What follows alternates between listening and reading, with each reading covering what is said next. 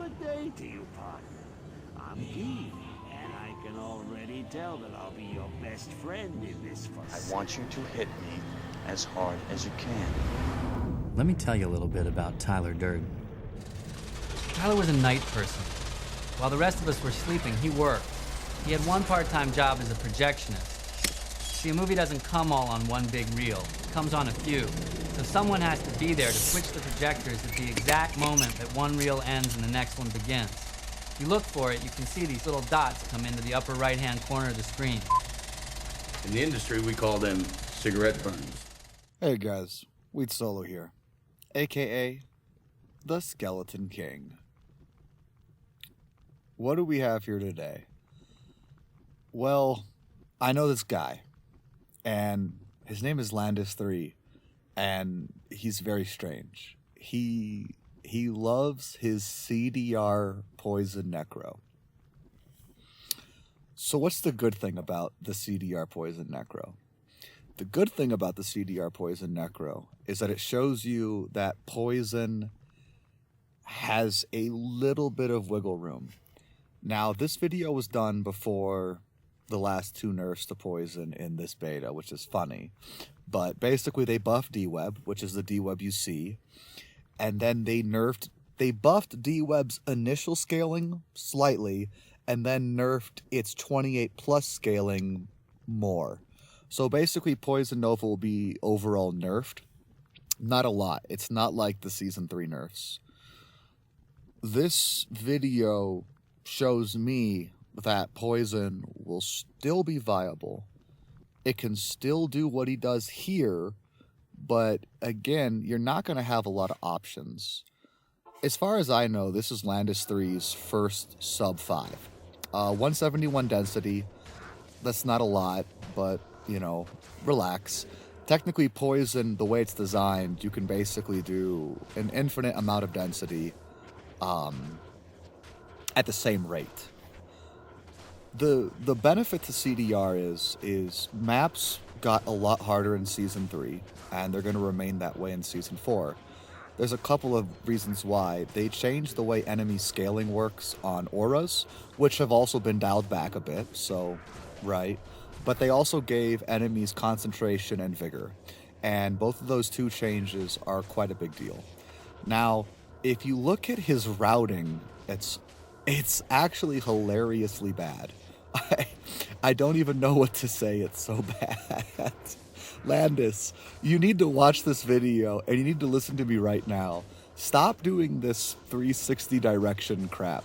Here's how you do this. Wow, he almost dies. So yes, see, concentration's very, very bad. Even with Unstuck, by the way, this video is being done with Unstuck, you saw him get smashed. Now, if this was Season 3 and prior, he probably dies there.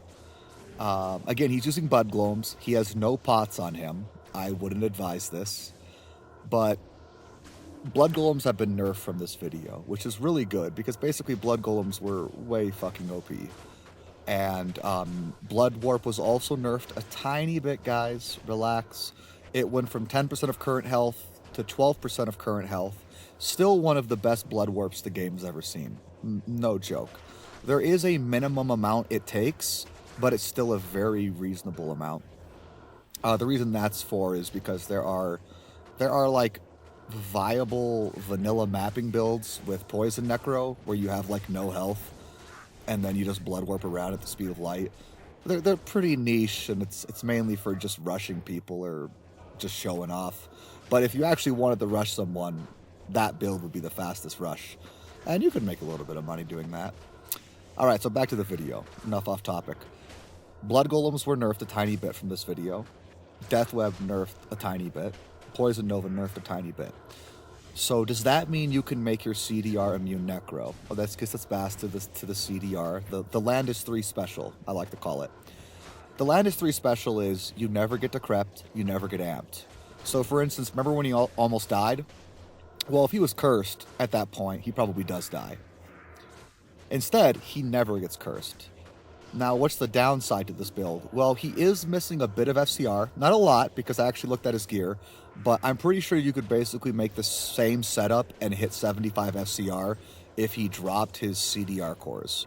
I don't think you could hit higher than that. It's pretty hard to hit 125 FCR's poison. I don't think it would be viable. Not nowadays. Maybe Season 2 it would have been. I'm not sure. I think it was viable Season 2. Anyways, and 75 FCR would help you not die. Now, would it be as good as CDR immune?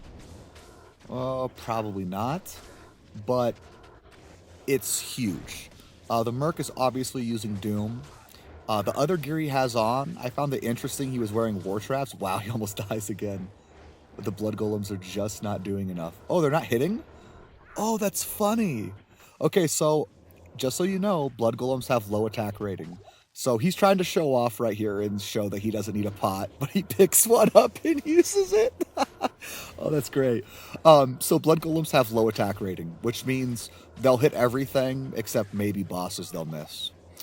All right, guys, I might make a follow-up video. I think everything's been explained. I'm not going to break down poison for someone who completely is new, but for any returning players who are like, hey, oh, there's a map event. That's what that is right there. Is he not going to kill it? Yeah, just skip it. It's not for the video. So map events have been added. You can look all about that. This video isn't to show somebody new how to play poison. This video is to show somebody who's played poison that it's still viable, even with the recent nerfs. It won't even be a unicorn build. It'll be a... You need to follow a gear setup and be pretty close to perfect. No more CDR specials, guys. All right, Skelly King out. GG. Nobody knows that they saw it, but they did. Nice big cock.